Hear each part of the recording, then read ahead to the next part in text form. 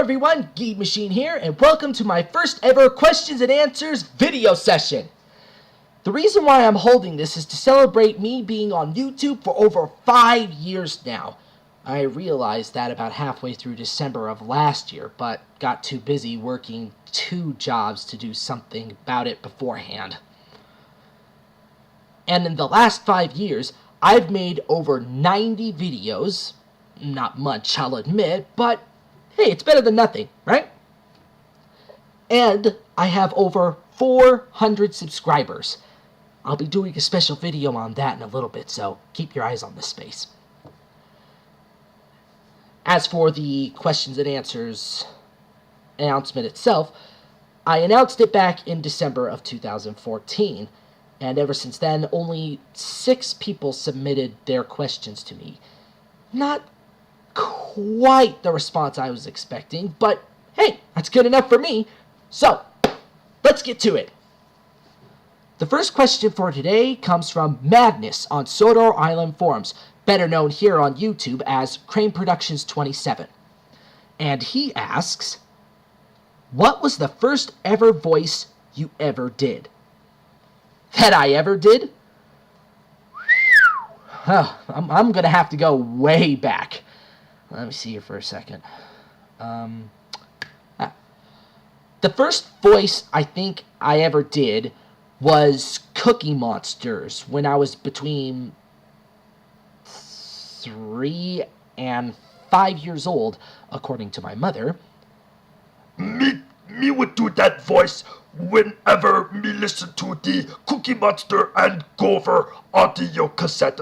Me think it was called the Cookie Monster and Gopher True Blue. Yeah. Me would listen to that whenever we would get into car. Me mother would put it in, and oh boy, me would just listen to it practically non-stop. It was the only audio cassette me would listen to out of all the Sesame Street audio cassettes we had.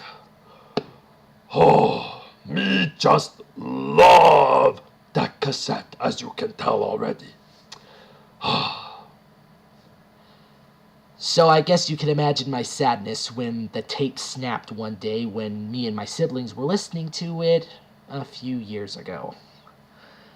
So, now I'm asking anybody, I'm asking all of you, if anybody has a copy of that cassette, or better yet, a CD version or copy of it, and knows where to get one, and for a reasonable price, I might add, please tell me. I have been searching for it forever, and I've just always come up with dead ends. So please tell me, okay? Now, and that's it from Madness. And this next set of questions comes from TWR123.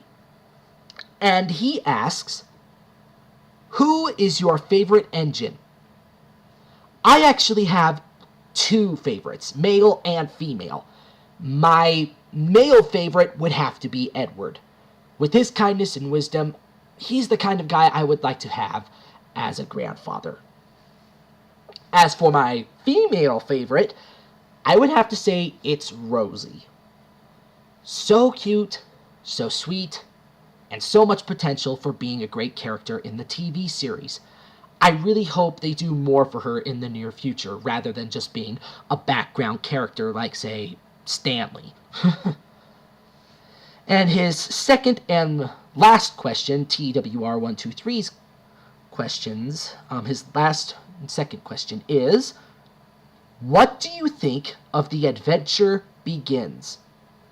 I'll be answering that with this next set of questions, which comes from Feltham Network. And his first question is, what is your favorite Thomas and Friends season? I actually have 2 favorite seasons, and they would have to be Season 4 and Season 5. Season 4 holds the most nostalgia in both the series and my personal life. Season 5 also has that for me, but it was very different to what we got in the years previous to it, story-wise. And so much, in fact, that it was the season that sparked my creativity in creating new stories for Thomas. Stories that I would act out with the Erdl models and wooden railway trains. And later on, the Bachmann HO scale trains.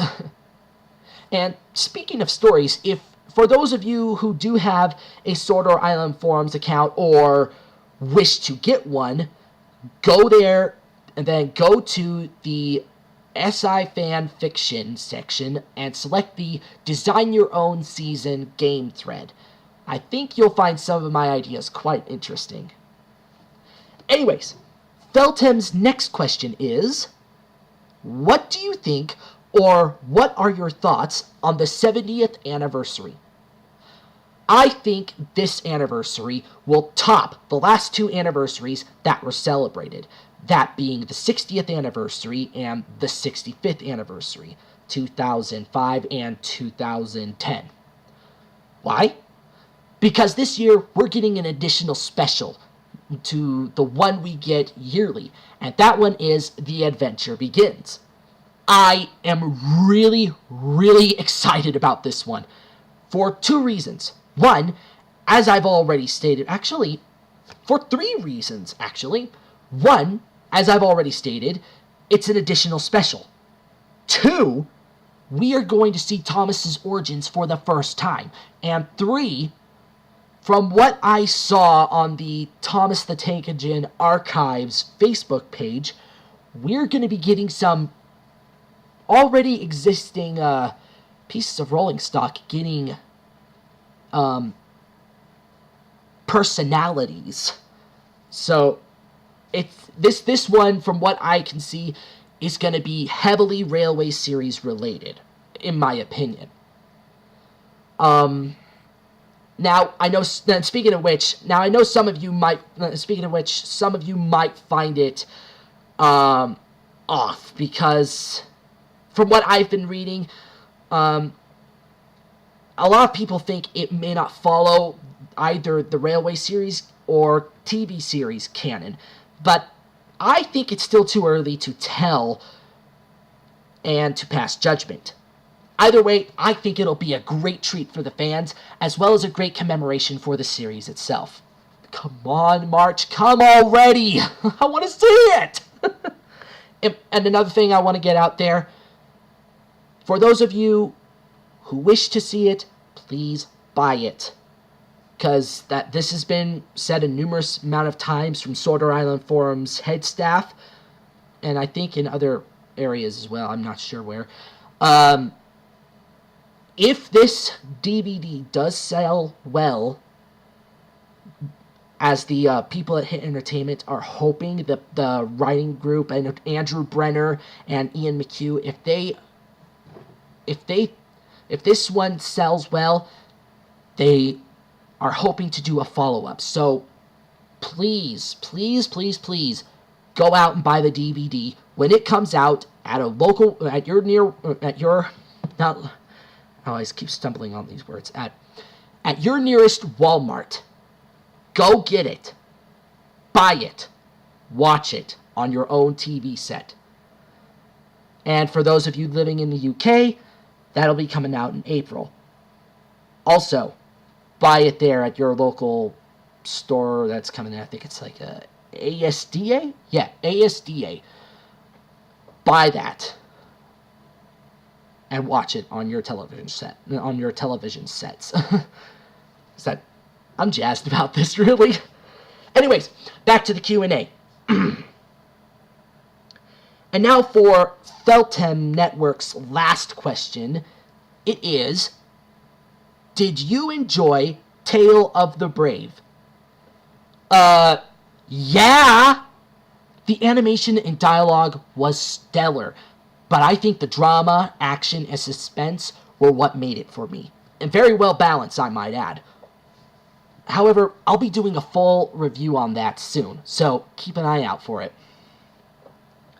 Now, this next set of questions comes from Omid Merhakak, and I hope I'm pronouncing this name right, so please don't get too mad with me if I'm not saying it right. And as for him, he so far has had the most questions for me, not just here on YouTube, but on Facebook. He asked me a lot of questions after I posted the announcement video, and I answered them as best as I could. And if you're watching this, Omid, it was great talking with you. It really was. Anyway, here are the questions he asked me here on YouTube. And here's the first one. And it is, do you like Transformers and or Dragon Ball? I'm not really one for Japanese anime, but I find Dragon Ball Z Abridged by Team 4 Star hilarious. A little crude in some areas like Red vs. Blue and The Simpsons, but hilarious nevertheless. As for the original series itself, never really seen it, but maybe someday I might see it, if I can find it. But for me, I'm really more of a Transformers kind of guy, especially Transformers Prime. I really love that series. From the acting to the storylines, it was very captivating and, in my opinion, epic. Even more so than the theatrical films. And now, Omid's next question is, who are your favorite voice actors and actresses? Whew. Too many to count, I would say. So, I'll shorten it down to my top 10. And those are Mel Blanc, for obvious reasons, Paul Frees, Dawes Butler, Frank Welker, Jim Cummings, Paul Winchell, Frank Oz, June Foray, Dan Castellaneta, and Hank Azaria. And although they're not exactly considered voice actors, I also like Julie Andrews and Benedict Cumberbatch. For Julie Andrews, I love her singing voice and her voice itself. It's very, very proper, but for me, it's her singing voice. It's very hard for me to describe how I feel every time I hear her, but I love it. It's beautiful. I love it. Although but that just makes it a little more sadder for me because she lost, as a lot of you know, she can't sing anymore because she lost her voice to do so. She can still talk and everything and act, as you see in Despicable Me. She played Gru's mother. I love that bit that she did. That to me was just like, wait a minute, who's playing that? And then when I see it's Julie Andrews, I'm like, oh my gosh, that was her? How could she be so mean? But yeah, I love her, but it's also sad that she can't really sing anymore. If Julie Andrews ever sees this, I want to say you are probably one of the most beautiful and brilliant actresses I've ever seen on screen. So, yeah. And as for Benedict Cumberbatch, I think the reason why I like him is because of the voice he gave to Smaug the Terrible from the Hobbit trilogy. It gives me chills every time I hear it. It's so powerful, so dark. He just embodies the evilness very well. And on a side note, if Bionicle were to ever do a theatrical film based on the original storyline, that is, I would love to see him be part of it and hear his Smaug voice for Makuta Tiradax. I laid low your warriors of old. I instilled terror in the hearts of men. I am king under the mountain. And now for Omid's last question, and that is, what do you think of Guardians of the Galaxy? Well, to be honest, when it first came out, I thought it was going to be lame. But when I got to see it on one of my brother's birthdays last year, I found it very different to what Marvel had done previously. In addition to the usual action, adventure, and suspense, we got to see a lot of comedy in it. And I think we have to owe that to the performances of that Chris Pratt, Dave Bautista, Bradley Cooper, and Vin Diesel gave to us. Great work, you guys. And now that it's over with Omid Merhakak's questions, we are now going on to Thomas Fan Forever. And his first question is, how did you get into Thomas and Tugs? I'll answer the Thomas one in a little bit, but I'll answer your Tugs one now. I didn't find out about Tugs until a few years after I had discovered Theodore Tugboat. But even then, I didn't know it was called Tugs because I only knew it to be part of the show Salty's Lighthouse. And at that time, I thought it was what Theodore Tugboat used to be. Go figure. It wasn't until I became part of Sodor Island forums back in December of 2005 that I found out more about it, and the things I found out was that it was very different to Thomas in many aspects. The first thing that stood out to me, aside from the fact that the show was about tugboats, was that the characters had voice actors. Another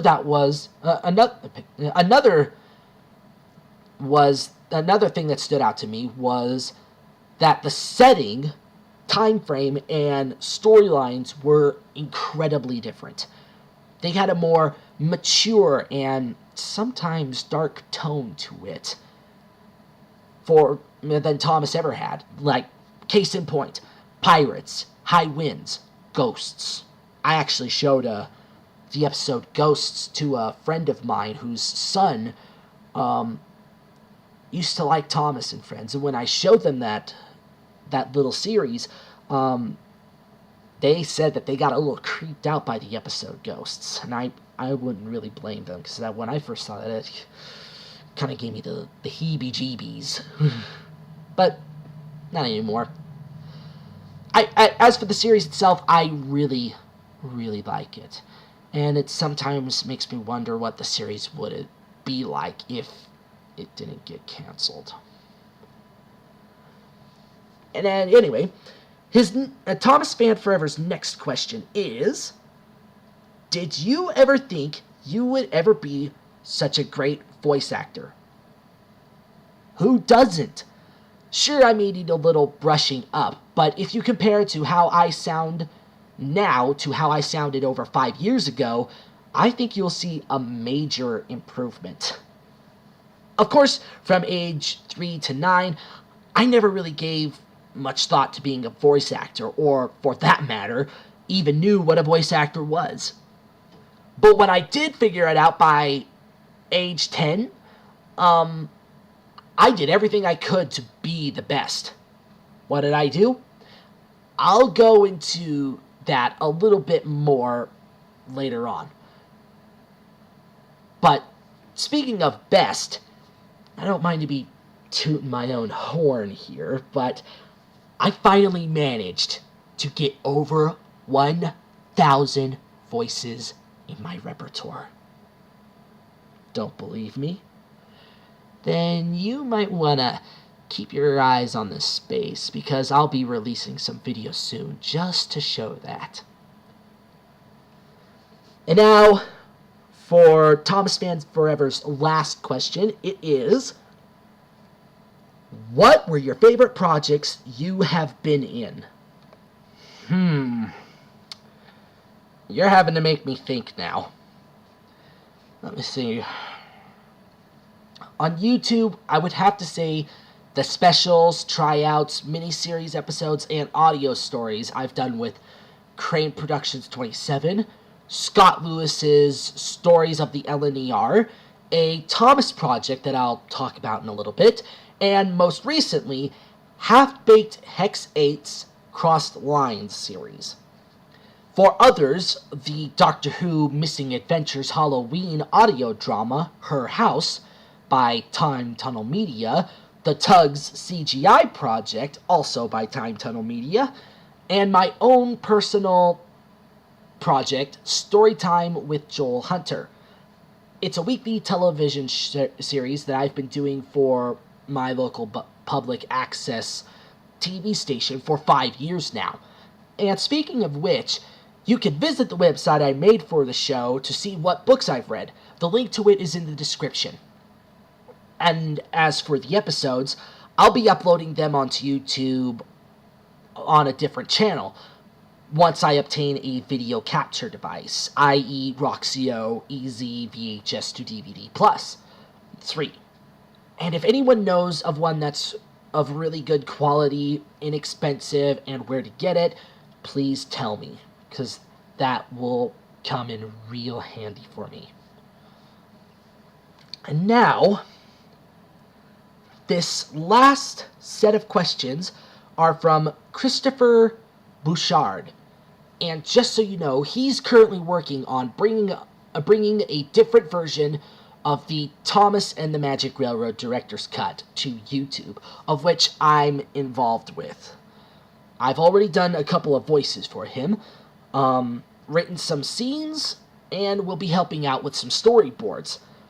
If you want to see what he's up to, or if you want to get in on the action, check out his channel right here. Anyways, these first 3 questions of his are Thomas and Friends related. And he writes, if you had to pick, would you watch Trucks from Season 4 or read the Railway series version of the same episode? That's a hard one. I would probably go with watching the televised episode, mostly because, as I stated earlier, Season 4 is pretty personal to me.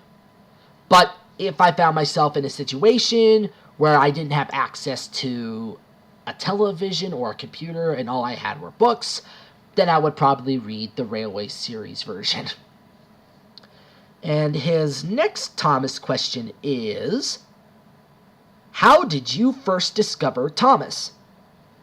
Well, I wouldn't say I discovered Thomas, but rather that I had it thrown at me inadvertently.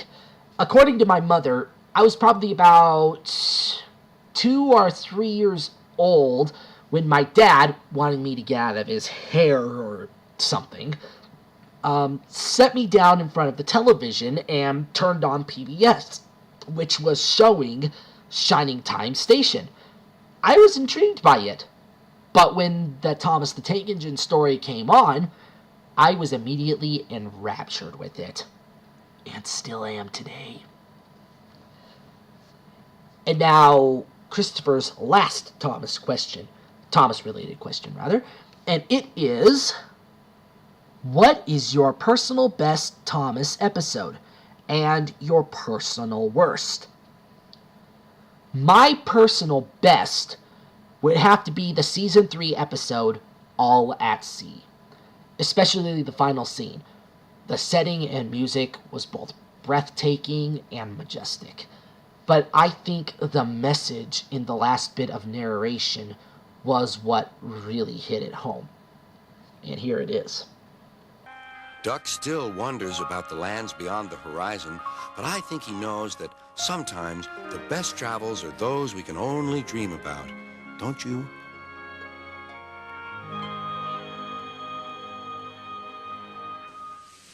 Interestingly enough, when I commented on a picture of that scene Britt L. Croft posted on Facebook, here's what she wrote in response. Dear Joel, thank you for your words. I wrote this story and wanted to share those thoughts through Duck, who is a favorite. That was a lovely response, and it certainly made my day. Plus, it also started something else. but I'm not gonna reveal it just yet. Now, for my personal worst, I wouldn't say personal worst episode, but rather a personal worst season. And that season would be... Rico, drum roll, please!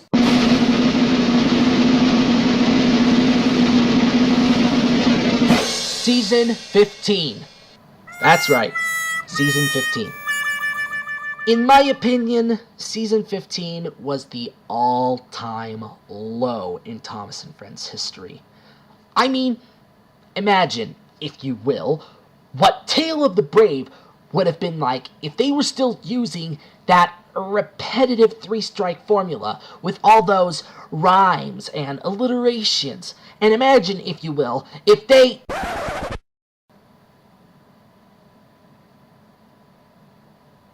Okay, sorry for making you think that. But now you know what my personal worst is, and I don't think I need to go into any further detail. Agreed? Agreed. Now, these last questions from Christopher are more miscellaneous, and he asks, what inspired you to become a YouTuber, and I think later a VA? Well, as a YouTuber, I would say it would be the same reason that anybody does anything on YouTube. To get noticed and to possibly make it big. But I think the real reason why I started on YouTube in the first place was to enter Simon A.C. Martin's British Railway Series character competition. You can see the video right here. As a voice actor, I have a link to an article I posted on DeviantArt about that and about my TV show in the description box below. Be sure to check it out, plus the other pieces of artwork that I've done. And now, his last question, and the last question for this session is, do you have any tips, advice, etc., for aspiring and beginning VAs? Quite a number of them, actually, but I think it would be best if I explained those in a later short video series. It would take too long for me to list them here. But I will say this. Practice and studying. You can do this by studying what other people do, and then practice it by reading your favorite books. I go into a little more detail about how I did that in the article I just mentioned in the previous answer. Again, click the link in the description. And lastly, and certainly most importantly, don't give up. No matter what gets thrown at you, no matter what somebody says, don't give up on your dream. Pursue it with everything you've got, and never second guess yourself. You might be surprised at the things you discover about yourself in the process. Now, before I sign off, here's another thing Christopher wrote that I want to share, and it is, what do you call a train that delivers apples and bananas? The answer? Tutti Frutti. Now that's a pretty clever joke. Even more clever than a certain purple tank engines, if you know what I mean. Well, that's all for today. A big thank you to everyone for sending me these questions. There were some really great ones in here too. And if any of you have any more questions, including you, the viewers, just write them in the comments here, and I'll answer them as soon as I can. Heck, if I get enough, I might do another Q&A. But before you start asking more questions, I must stress this again. If you ask anything that's Tugs CGI related, please watch this video before you do. And with that out of the way, we have now officially reached the end of this session. Again, thanks for the questions, and thanks for watching. This is Geeb Machine, signing off, and wishing all of you a great Valentine's Day. Farewell.